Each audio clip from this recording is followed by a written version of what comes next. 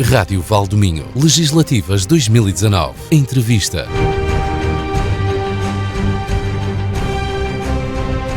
Boa tarde, bem-vindos ao especial Legislativas, Rádio Valdominho. É aqui que por estes dias passam os grandes artistas, os grandes artífices, o mesmo que dizer, os cabeças de lista dos principais partidos pelo Círculo Eleitoral de Viana do Castelo às próximas legislativas.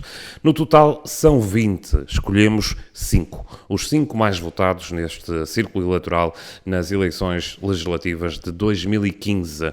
Hoje temos connosco Jorge Mendes, cabeça de lista pelo PSD, 54 anos, formado em Economia, presidente da Câmara de Valença desde 2009 até ao presente. Um presente que já vai sendo passado. Jorge Mendes já suspendeu o mandato na Câmara de Valença, muito provavelmente virá a renúncia em definitivo, uma nova página na vida deste nome bem conhecido do palco político do Alto Minho. Dr. Jorge Mendes, muito boa tarde. A primeira questão é inevitável. O que é que o levou a encabeçar a lista do PSD nestas eleições legislativas? Boa tarde a todos os ouvintes do Alto Minho. E agradecer-lhe a oportunidade que nos dá de falarmos do nosso programa e também de outros temas que são sempre relevantes para os nossos ouvintes e em especial no atual contexto político. Muitas vezes não há uma explicação direta para o facto de nós aceitarmos estes convites. O que é facto é que o líder do partido, o Dr. Rio, há cerca em maio, convidou-me para ser o cabeça de lista. Eu demorei 2 meses a decidir se Ficou surpreendido? Fiquei surpreendido. Eu não sou propriamente do grupo restrito do Dr. Rui Rio, não, tenho até muitos amigos até que estão nos movimentos de alguma contestação interna. Fiquei surpreendido pelo convite de vir do líder, portanto, não fazendo parte do grupo e tendo amigos que estão, quer com o Rui Rio, mas também de outros lados dentro do partido. Os partidos têm sempre alguns movimentos que lutam pelo poder, como é óbvio. Fiquei surpreendido. Depois sei que os colegas autárquicos também foram ouvidos e que todos eles manifestaram um apoio inequívoco à minha pessoa. E foi assim? Demorei, tive que pensar bem, se seria à altura, a família, os novos desafios. Porque isso tem e sempre mesmo a Câmara, não é? A Câmara não, nós temos uma equipa sólida, com um projeto sólido, portanto a Câmara não é isso que me preocupa. Sei que está entregue, será muito bem entregue ao Sr. Vice-Presidente, ao Dr. Manuel Lopes, mas com os seus vereadores, José Monte, Elizabeth, o Ruca, o Mário Rui Oliveira, que vai assumir o Peloso a partir de meados de outubro. Sei que vão conduzir bem o barco para os próximos 2 anos e para os anos seguintes. Isso aí, a Câmara não foi a minha preocupação. Foram mais motivos pessoais? Foi saber se eu estaria à altura para desempenhar uma nova função. Que de ser deputado tem sempre uma sua relevância em termos nacionais, e depois como é que isso se sente, como é que isso se cruzava com o meu projeto de vida pessoal, porque eu tenho família, eu vim de Lisboa para Valença para ter uma vida mais calma, depois deixei-me envolver na política e não tive nada. A ironia do destino, está a ver? Lá vai voltar e agora há esse desafio. E depois só aceitei quando soube que era um desafio, que era uma oportunidade e podia acrescentar algo àquilo que os outros meus colegas vão fazer em Lisboa, nomeadamente em prol do território do Alto Minho. Muito bem. Foram 4 anos, setor de governação socialista, mas com apoio da esquerda. Os anos da geringonça. Que avaliação é que faz desta governação liderada por António Costa? Para já, no geral. No geral, eu creio que a atual governação tem alguns sucessos. Um deles é o facto de ter sabido ter as contas públicas equilibradas. Eu fiz o mesmo na Câmara de Valença, com algumas nuances. Eu mantive as contas equilibradas, mas fazendo investimento. Infelizmente, o governo do Partido Socialista teve as contas equilibradinhas, mas durante 4 anos.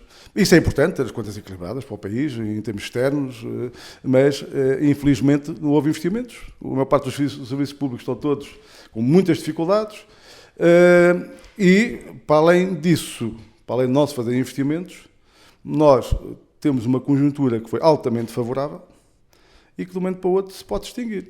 E, portanto, se nós, durante 4 anos, conseguimos controlar as despesas públicas, graças às famosas cativações, porque se não houvesse cativações, os orçamentos derrapavam todos os anos. Não houve derrapagem porque houve cativações.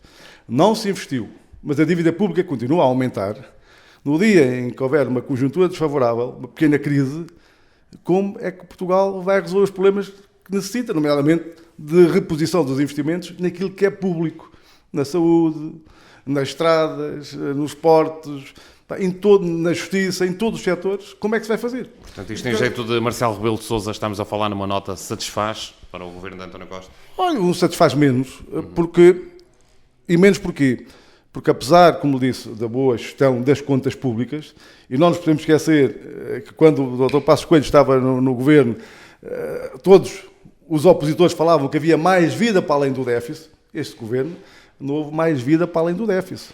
A grande preocupação foi controlar as contas públicas para não ter déficit. E, portanto, nós perdemos aqui uma oportunidade. Houve aqui o Alto Minho, o país perderam aqui 4 anos em que podíamos e devíamos ter relançado políticas estruturais de algumas áreas para os tempos menos bons que se aí possam vir. O diabo não veio, como já se percebeu, porque o governo, no primeiro ano, pôs os pés ao caminho e controlou as contas, senão o diabo viria. Mas nós não queremos, e os portugueses sentem hoje, sobretudo a gente simples, alguma angústia por sentirem que pode vir a acontecer uma nova crise. Podemos passar outra vez por aquele drama do tempo da Troika. E, portanto, é um satisfaz menos. Porque eu creio que podíamos ter feito mais e melhor. O Governo, os autarcas, as forças vivas do país, os nossos empresários fizeram um grande trabalho nesse sentido. Eu creio que podíamos ter dado outros passos, temos de ter sido um pouco mais ambiciosos no sentido de preparar o país para outros ventos que poderão vir a acontecer no futuro. Sr. Doutor, vamos então ao que interessa nesta entrevista. Debruçamos-nos agora sobre o futuro, sobre as metas, os grandes objetivos, que é, como quem diz, o programa eleitoral. Começamos com uma das grandes bandeiras do PSD Alto Minho nesta campanha, para as legislativas, mais benefícios fiscais para o Alto Minho. Nós não é mais benefícios por dar benefícios. O Alto Minho nós nos últimos 10 anos, desde o princípio do século, a maior parte dos autarcas e dos empresários, mas em especial os autarcas, fizemos um grande trabalho de criar condições físicas, materiais, para possibilitar crescimento económico e desenvolvimento do território. E criámos desde infraestruturas públicas, infraestruturas de serviços públicos, mas também de apoio ao setor empresarial, parques empresariais, que durante muitos anos não captaram investimento, mas felizmente nos últimos 5, 6 anos isso aconteceu. E realmente aquilo que semeámos hoje estamos a colher. Mas, apesar desse esforço, desse progresso, o que é que hoje sentimos? Sentimos que o território tem cada vez menos gente. Nós, há 10 anos atrás, tínhamos mais de 250 mil pessoas, hoje somos 230. Daqui a 20 anos seremos menos de 200 mil. Ou seja, por exemplo, no caso dos serviços públicos, se todos os serviços públicos, o financiamento desses serviços dependem do número de habitantes da região, por exemplo, o Hospital de Viana, o orçamento do hospital depende do número de habitantes. Se tem 200, se vai receber muito menos daquilo que recebe hoje. Mas os problemas mantêm-se ou serão mais graves, porque temos menos gente a viver mais tempo. Felizmente, graças aos avanços da saúde e ao trabalho que é feito pelas IPSS. Portanto, há um trabalho que é feito neste momento, há alguns anos, pelas IPSS, na área social, que tem permitido melhor qualidade de vida aos nossos idosos. Melhor qualidade de vida, com o apoio da área da saúde, sobretudo da área do medicamento, tem-lhes permitido viver mais tempo. Mas mais tempo também com doenças crónicas. Portanto, hoje, todos os nossos avós têm mais de 80 anos, mas todos eles estão mais dependentes de medicamentos. Portanto, temos esse problema, temos menos gente e gente mais envelhecida. Portanto, temos que reverter isso rapidamente. Isto não é com o cheque ao nascimento. Ninguém por 500 euros ou 1000 euros faz um filho, entre aspas. Pois, já vamos à taxa de natalidade. O filho faz por amor. Voltamos aí aos benefícios fiscais. E, portanto, se nós queremos ter mais gente, isto tem que ser rapidamente, tem que ser urgente, tem que haver um choque para atrair pessoas, temos que, quer para as pessoas, quer para os empresários, apresentar um pacote de benefícios fiscais. Benefícios fiscais não é dar dinheiro, é reduzir drasticamente os impostos para os territórios onde isso é mais urgente. Eu não digo que é mais urgente para Valença, para Sete Conselho, mas se calhar para o Boivão ou para Merufo, ou para Castro Laboreiro, se calhar em alguns territórios, naqueles territórios onde o despovoamento é gritante e que daqui a meia dúzia de anos temos um deserto, não há gente, a mata invade tudo, se calhar nesses territórios não sequer quem lá vive não deve pagar IRS. Os empresários que estejam lá a investir não deviam pagar IRC. Mas isso tinha que ser assumido como uma política nacional. Eu sei que os votos estão no litoral. Mas se nós queremos continuar a manter o interior com pessoas, temos que criar um estímulo forte. Não nos esquecer, há uma história. Portugal povoou-se de Valença até ao sul. E povoou-se de forma forçada. Disse Marcelo Rebelo de Sousa aqui. Aqui, de forma forçada, os prisioneiros, a gente pegava neles, querem ser livres, vão para a sortelha, como aconteceu a algumas pessoas de Valença. Ou então, dando privilégios. Agora temos que fazer o mesmo. Nós agora temos que povoar do litoral para o interior. Portanto, temos que haver aqui uma política concertada de médio e longo prazo. Não pode ser um benefício para este ano e para o ano. Não, quem vier para aqui, nos próximos 5 a 10 anos, não paga IRS, só tem um desconto de 50% e também o IRC. Hoje temos um cartaz turístico com casas bonitas, com gente simpática. Quando chega lá um estrangeiro fica admirado, fica estarrecido. Se calhar daqui a 10 anos não podemos vender este cartaz turístico. Pois. Temos uma Amazónia, digamos assim, no nosso Alto Minho. Muito bem. Não é benefício por benefício, é ter um estímulo para ter gente no nosso território. Exatamente. Sr. Candidato, vamos abrir agora o dossiê de um problema em que o PSD carrega constantemente. O tal problema da desertificação do Alto Minho. Medidas para combater, já falámos uma, os benefícios fiscais, mas haverá mais? Haverá. Nós só temos gente no território, se aqueles que cá estão os continuarmos a manter, não é preso, é prendê-los com uma corda para não saírem daqui, não.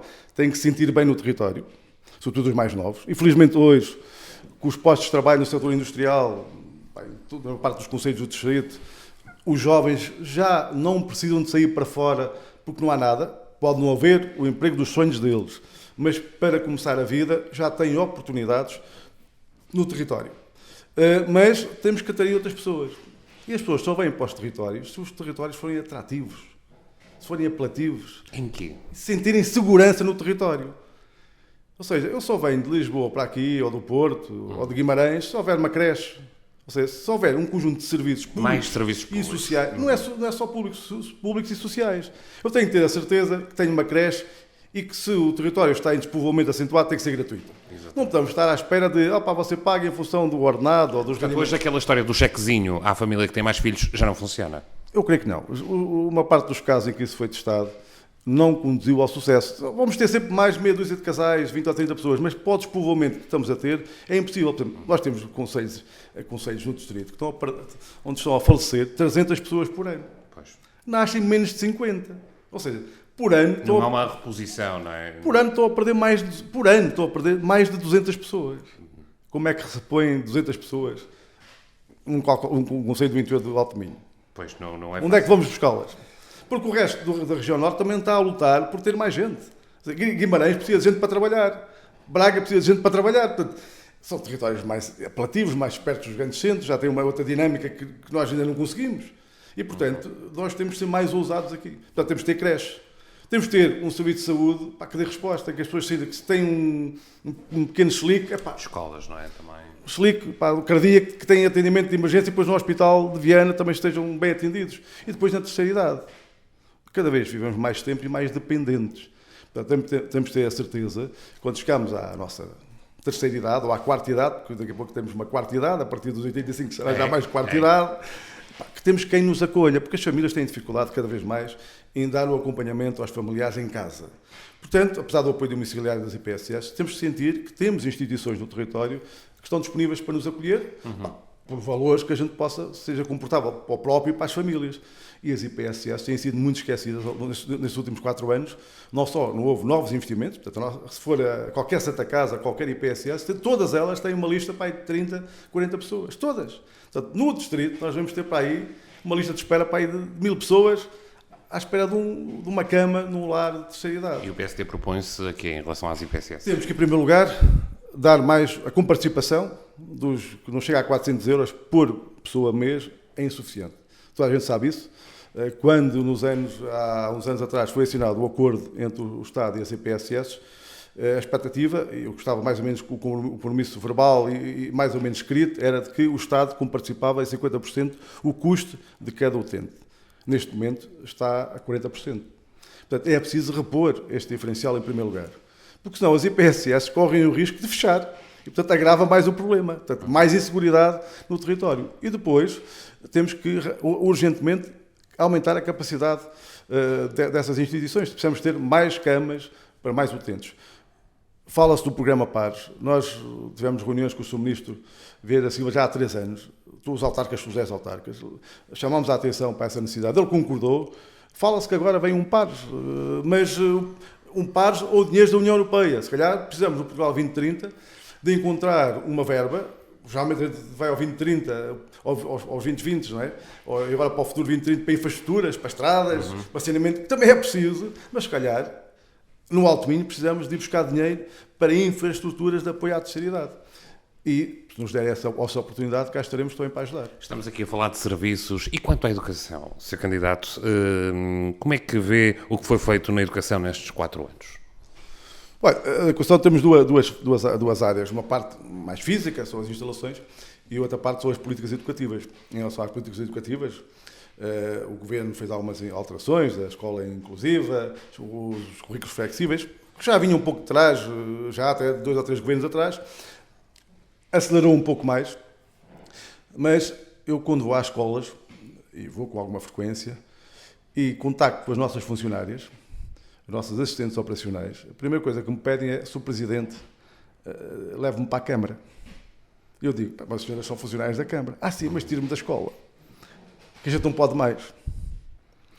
Quando chego à sala de professores, e enquanto colegas minhas professoras, quase já nos 60 anos, que eu, quando lá estava, há 10 anos atrás, dizia, os colegas não têm nada que fazer para em casa, eu estou aqui das 9 às 6, não tenho para casa, não tem lá os maridos para aturar, entre aspas. Mas que balanço.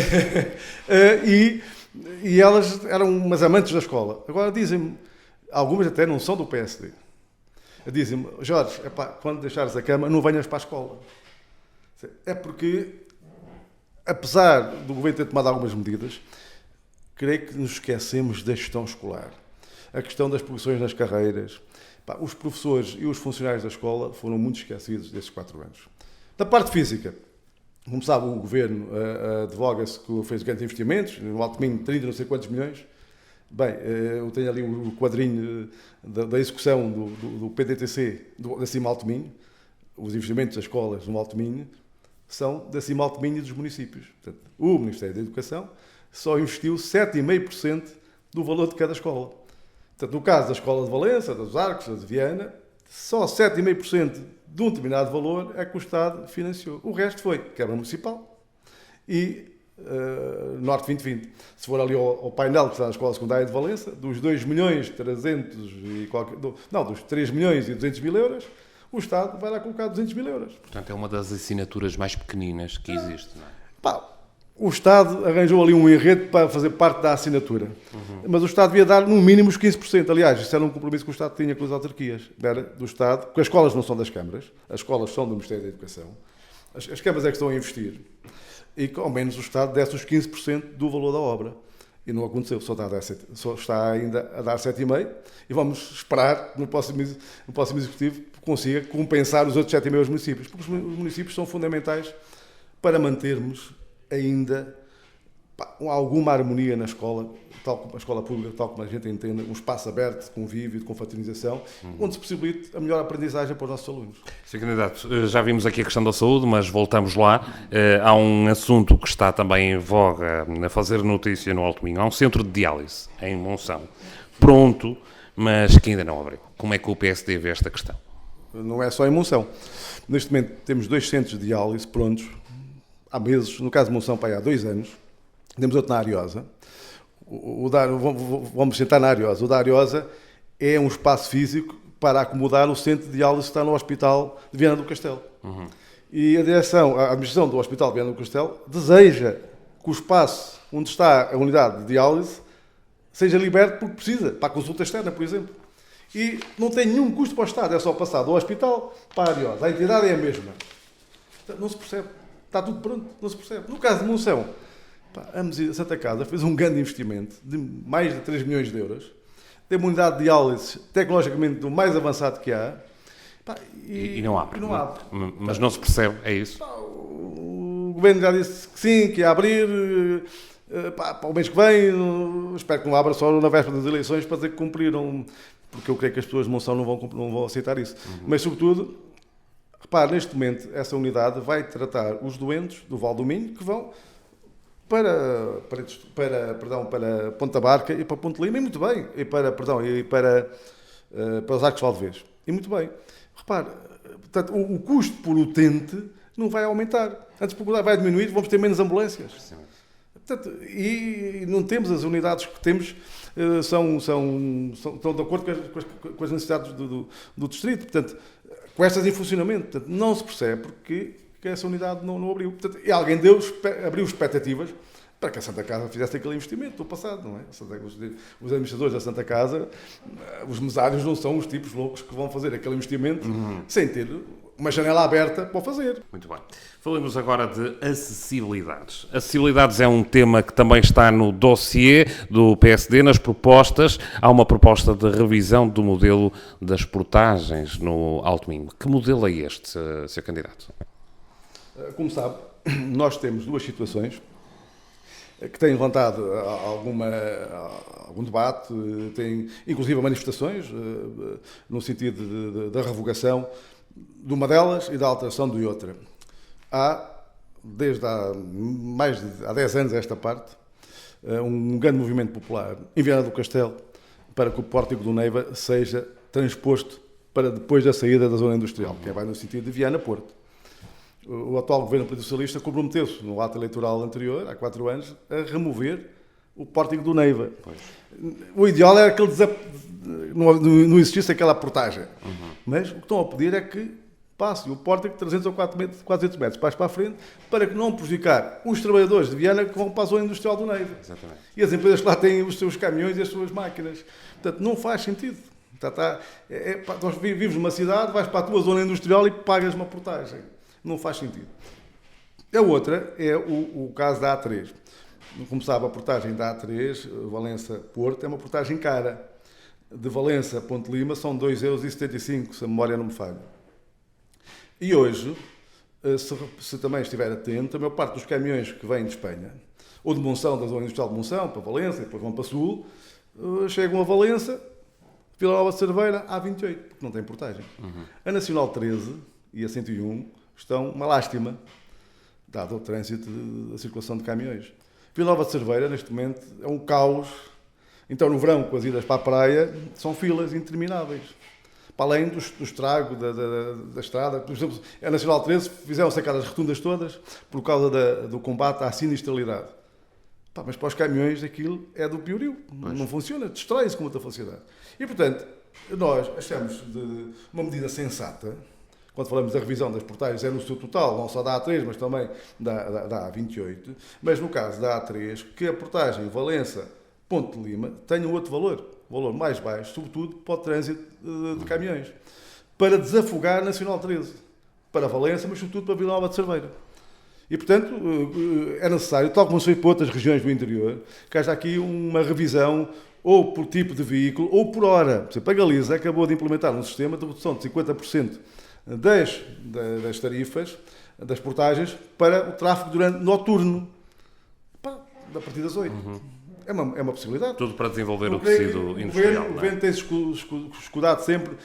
Cada brisa é uma concessão, temos que negociar a concessão. Mas renegociar concessões é a coisa que o governo fez e muitas este mandato. Sr. Candidato, a conclusão entre a linha férrea entre Viana do Castelo e Valença também está nos horizontes do PSD. Como é óbvio, nós queremos que ela esteja concluída o mais rápido possível. Ela já devia estar em Valença. Portanto, o comboio elétrico, de acordo com as previsões do Governo e do Governo anterior, era que ela já, em 2018, estivesse a linha eletrificada e os comboios a circular.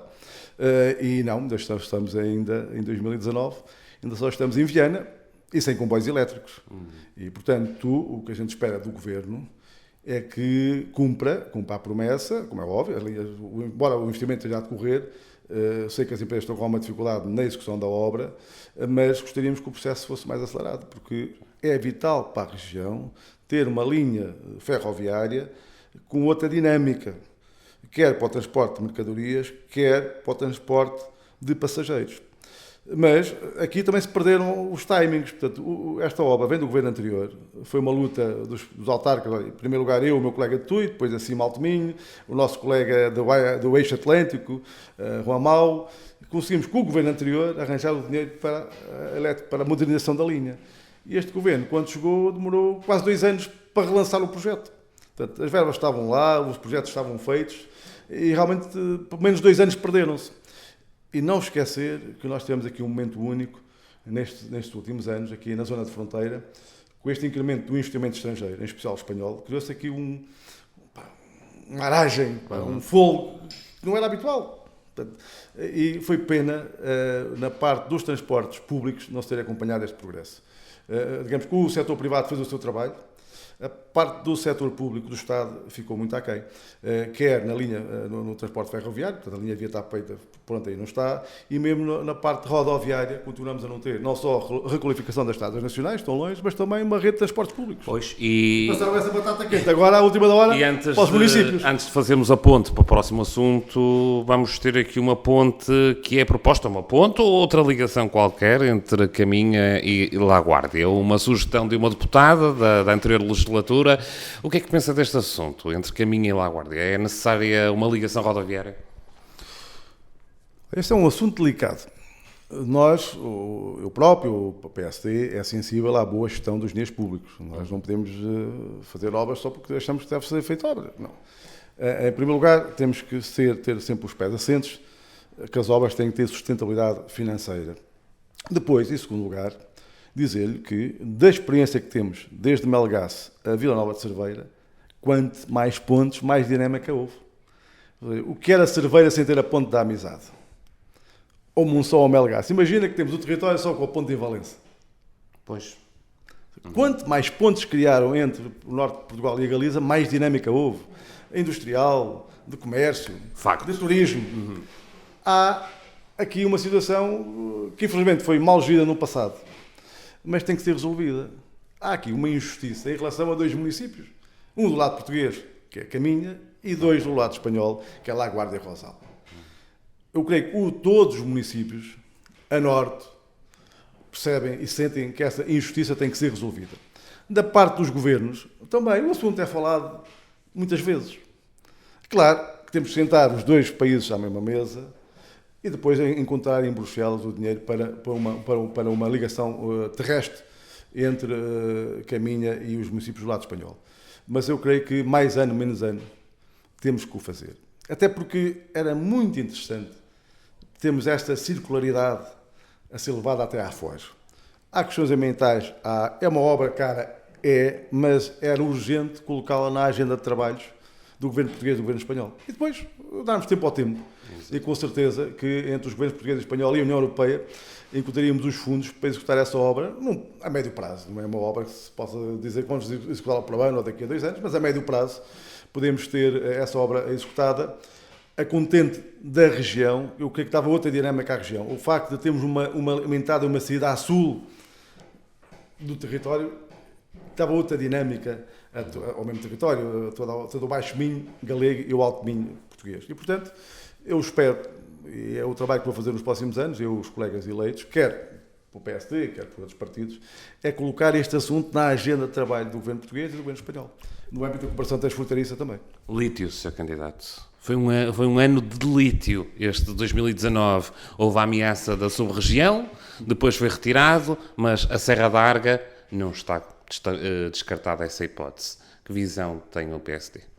Repare, os municípios poderão vir a ser afetados por essa problemática, já se manifestaram contra. Inicialmente houve ali algumas subtilezas, mas depois também de algum levantamento popular, creio que nenhum deles agora aceita o lítio no seu território. O que eu digo sobre essa matéria é o seguinte: eu não sou um fundamentalista contra o lítio, não sou contra o lítio por ser contra o lítio. E depois sei, dadas as particularidades do território, nós temos áreas de paisagem protegida, parques naturais, reservas da biosfera, temos a rede Natura e muita reserva ecológica. E depois temos uma coisa que acho que é mais importante que isso tudo, que é o trabalho que foi feito nos últimos anos para valorizar a paisagem do Alto Minho. E nenhum de nós quer esta paisagem que nós andamos a vender, este nosso postal do Alto Minho, manchado por uma mancha branca do lítio. E, portanto, eu creio que, com toda a sensatez, que não é aceitável que se avance com nenhuma proposta de exploração de lítio sem ter, pelo menos, o acordo das populações. Portanto, locais, da freguesia, do concelho e da região. E creio que, depois de expurgadas todas as questões ambientais, no limite tem que se perguntar às pessoas da freguesia, do concelho, se aceitam ou não. E se o fizermos, eu creio que é muito difícil termos uma exploração de lítio na região. E, sobretudo, num sítio qualquer. Portanto, isso ninguém quer.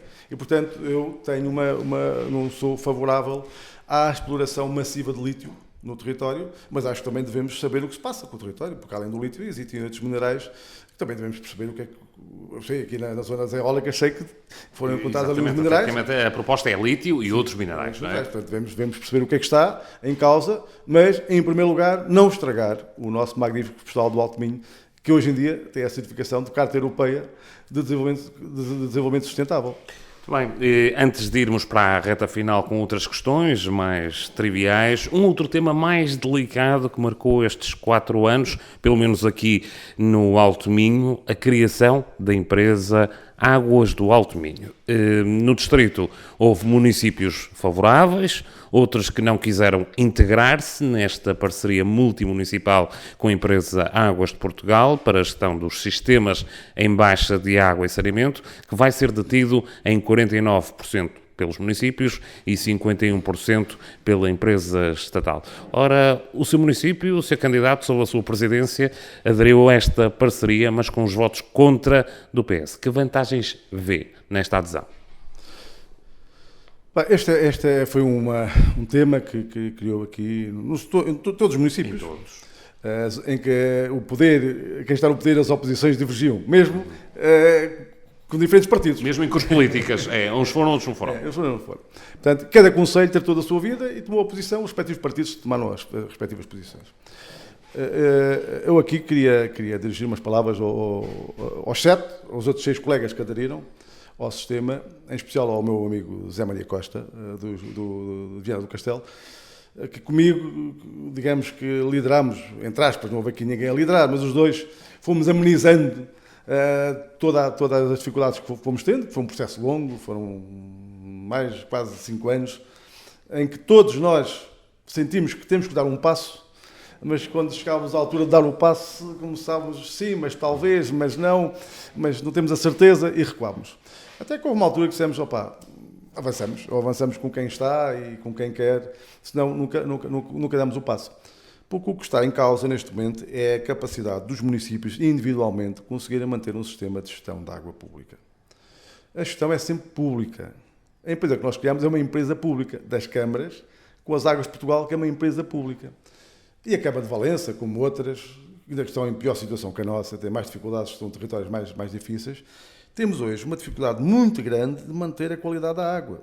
Portanto, a exigência que o ERSAR faz sobre as câmaras é terrível, todos os dias, todas as semanas, análises, contra-análises, para mantermos o nível de qualidade da água, como é o nosso. Portanto, nós até agora temos trabalhadores assistentes operacionais, de returas, de esticar cano, de parar returas, mudar de contadores.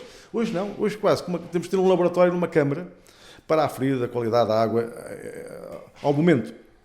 E isso tem um peso incomportável. Depois temos a questão das perdas. Os sistemas de águas não foram concebidos para não ter perdas, digamos assim. Ou seja, fugas há sempre, mas foram concebidos numa altura de abundância de água e com pouca gente nos territórios, abastecidas por água pública. Porque até há bem poucos anos, a maior parte das pessoas não tinha água pública. Tinha água própria, de minas, de furos, não usava água pública. Hoje são residuais. Portanto, hoje temos uma grande procura de água pública de qualidade e temos cada vez mais dificuldade em que essa água pública seja de qualidade e quantidade. Portanto, ao Sr. Presidente. Portanto, um indivíduo, um município sozinho, eu não digo que é impossível, mas hoje e no futuro vai ter muita dificuldade em manter o sistema isolado. Para quem nos está a ouvir e para percebermos, qual é a grande vantagem da adesão a esta empresa? A grande vantagem é nós garantirmos a todos os nossos consumidores água em abundância e de qualidade. E de qualidade, mas pelo que já viemos a perceber, pelo menos a Rádio Valdominho já teve dados, que há queixas de aumento de fatura exponencial em outros municípios. Aqui em Valença não há. Esta pergunta vai ser cortada. Não, essa pergunta é cortada então? Não, essa pergunta é importante. Então, é importante. Então vamos fazer assim. Bom, a Rádio Valdominho tem tido conhecimento de que há queixas de aumento de faturas em alguns municípios. Aqui em Valença, como é que estão as coisas? Não, repare, nós quando começámos, há 5, 6 anos atrás, repare, estava o Solheiro, estava o Zé Emílio, ainda eram presidentes de Câmara, quando começou, o Carpinteira, ainda eram presidentes de Câmara, quando começámos com essas questões das águas. Mas sempre empurrámos com a barriga para a frente, quando chegávamos, quem vier a seguir, depois que resolva. Houve uma série de municípios que começaram a fazer o trabalho de casa. No caso de Valença, exatamente. Começámos a fazer as atualizações tarifárias. Eu, desde 2010, que faço atualizações tarifárias. Eu, quando cheguei, por exemplo, nós, no caso do saneamento, cobrávamos às pessoas 13 cêntimos. E pagávamos às águas do Minho Lima 74 cêntimos. É um prejuízo brutal por cada metro cúbico. Estávamos a comprar água a 54 e vendiam lá a 28 ou 29. Portanto, quanto mais água os nossos consumidores consumiam, maior é o prejuízo da Câmara, maior é o buraco. Tínhamos aqui, só na água, um prejuízo para aí de €1 milhão por ano. Portanto, isto era incomportável. Depois era o saneamento e depois tínhamos ainda o lixo. Era tudo. Nós tínhamos aqui um déficit tarifário desses 3 serviços superiores a €1,5 milhão. Portanto, todos os anos era menos um. Portanto, os valencianos não estão a sentir esse peso? Não, repara, nós fizemos a atualização de todos os anos. Andamos há 10 anos a fazer as atualizações, exatamente para chegarmos à média tarifária que o ERSAR indicou. Não é por nossa autorrecriação. O ERSAR tem indicadores e diz-nos que nós não podemos vender a água abaixo do preço que a compramos, em primeiro lugar. E depois temos que ser eficientes. Como sabemos que há perdas, temos que ajustar também ao valor das perdas e à necessidade de reforçar a qualidade da água. E, portanto, no caso de Valença, nós temos feito os ajustamentos tarifários por autorrecriação. Portanto, quando a empresa entrar em funcionamento na fatura de janeiro de 2020, não vai haver uma alteração tarifária.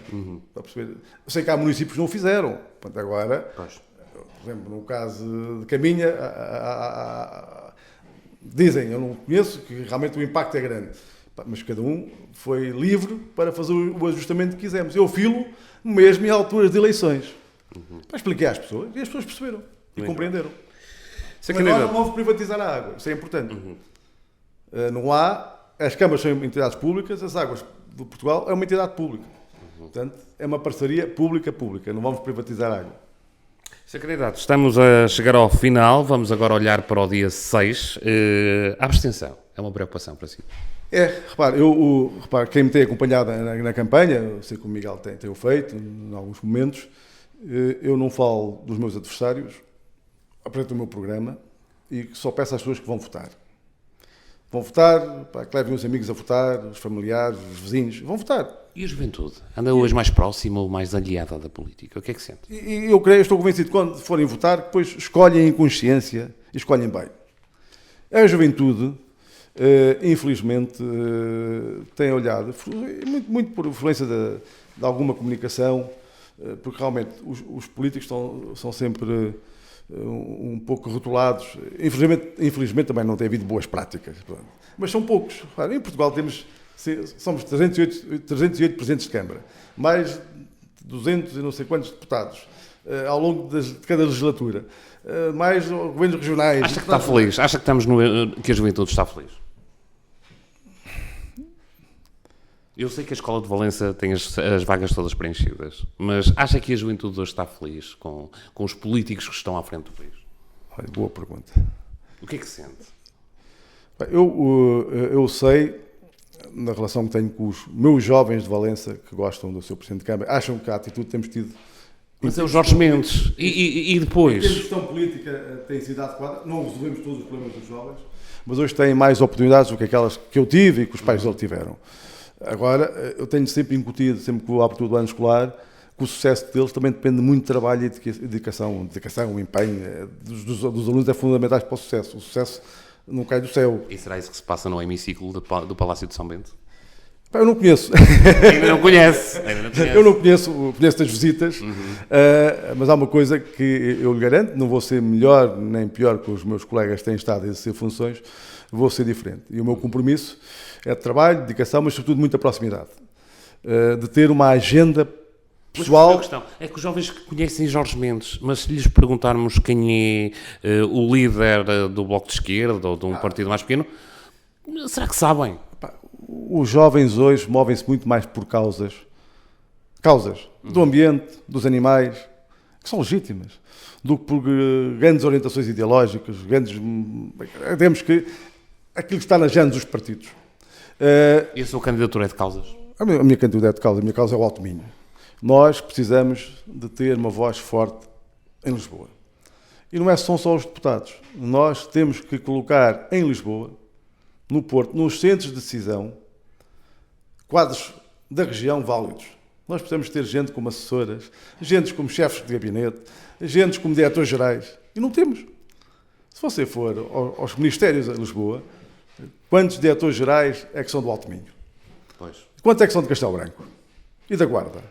E de Bragança? Estaremos num tempo de Eça de Queiroz, em que Lisboa é Portugal. Não. Tem passagem? Mas dessas regiões há muitos.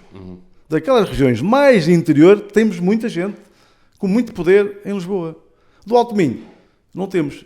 O meu compromisso também é eu, juntamente com os meus colegas, todos forem eleitos, nós temos que ter mais gente do Alto Minho.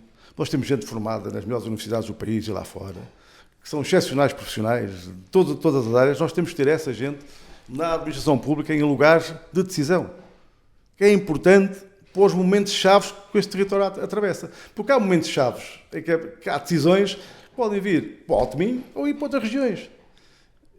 Isto é lobby, chamemos o que quisermos. Nós precisamos ter poder nos órgãos de poder em Lisboa. Está confiante numa vitória do PSD? Está confiante numa vitória do PSD? O PSD tradicionalmente tem ganho no Alto Minho. Em legislativas, mesmo em contraciclos, tem ganho. Sim, opá, nós estamos confiantes. Vamos para a rua e sentimos um grande carinho por nós, pelas nossas propostas. Mas, como é óbvio, hoje em dia as votações são um bocado voláteis, não é? Isto são umas eleições muito diferentes daquilo a que está habituado, não é? Isto funciona mais à base de partido, já não vai muito pelos Jorge Mendes, não é? Repá, eu conheço pessoas que dizem, vou votar em si. Mas ela não vai votar no Jorge Mendes, o Jorge Mendes não está lá. Pois. Está lá o PSD. Eu creio que o Dr. Rio, nos últimos tempos, deu as mostras daquilo que é para o país. Realmente, nós quando começámos a campanha há um mês, sentimos um certo vazio. Faltava-nos ali alguém que nos enchesse a alma. As pessoas acarinhavam-nos, mas estavam um pouco retraídas. Hoje não. Ontem e hoje tenho andado na rua e sente-se outra alma, há uma áurea no ar que nos está a dar uma outra galvanização e eu estou confiante num grande resultado do PSD Nacional, mas em especial no PSD do Alto Minho. Já sente saudades de ser Presidente da Câmara? Não, eu tenho vindo à Câmara, ainda ontem estive na Câmara. Vai sair daqui com uma lágrima no olho, não vai?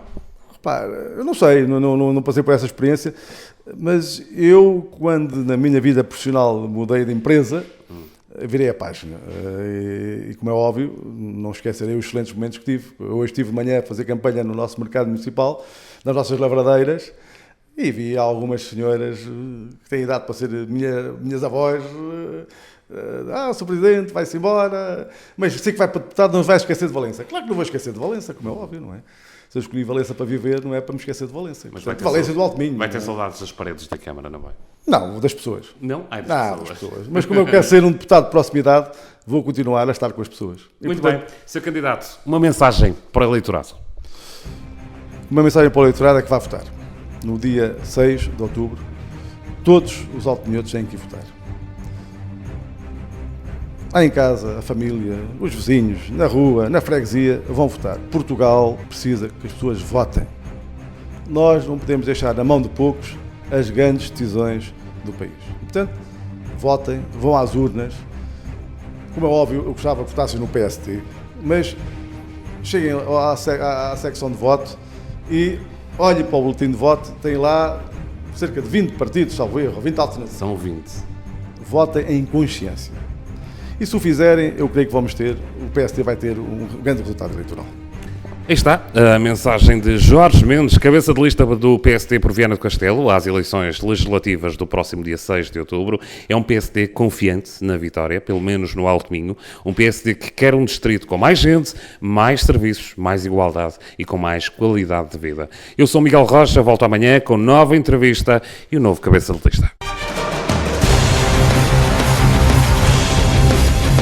Rádio Val do Minho, Legislativas 2019. Entrevista.